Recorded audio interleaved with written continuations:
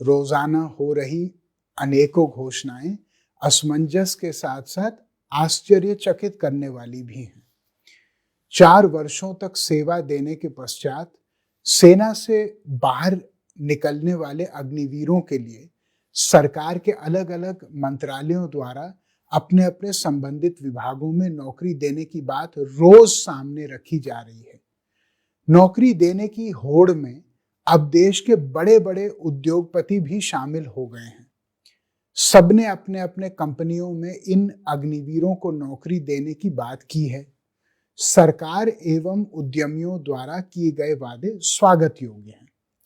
नौकरी के इतने विकल्पों और अग्निवीरों की इतनी मांग जब देश के सरकारी व गैर सरकारी जगहों पर हैं, तो अग्निपथ योजना के खिलाफ आंदोलन कर रहे युवकों का आंदोलन तत्काल खत्म हो जाना चाहिए था।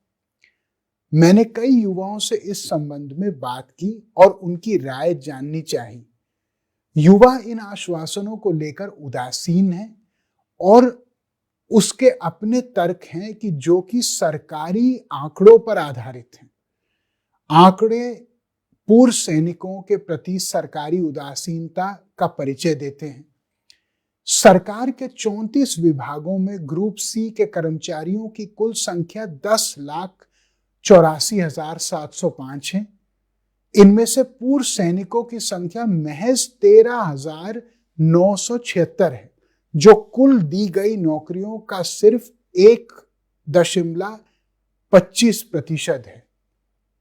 वही इन 34 सरकारी विभागों में ग्रुप डी में कुल 3,25,265 भर्तियां हैं, जिनमें से पूर्व सैनिक मात्र 8,442 हैं।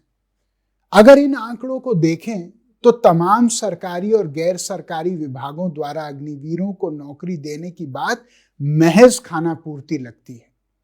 सरकार अगर अग्निवीरों को नौकरी देने के लिए इतनी ही गंभीर है तो वो ये भी बताए कि देश में 1 करोड़ से भी अधिक सरकारी पद रिक्त क्यों हैं।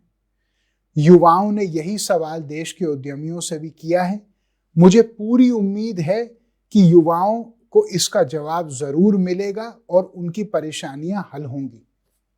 साथियों, किसी भी तरह की तोड़फोड़ या उग्र प्रदर्शन के लिए हमारे लोकतंत्र में कोई स्थान नहीं है।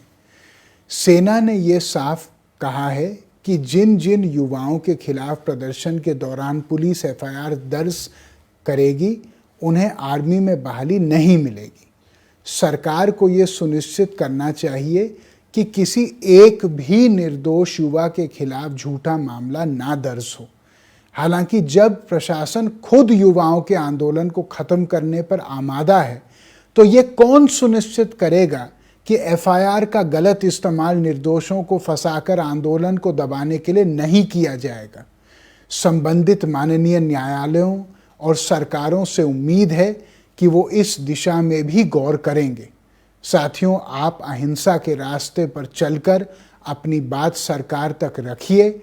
न्याय अवश्य होगा। जय हिंद, जय भारत।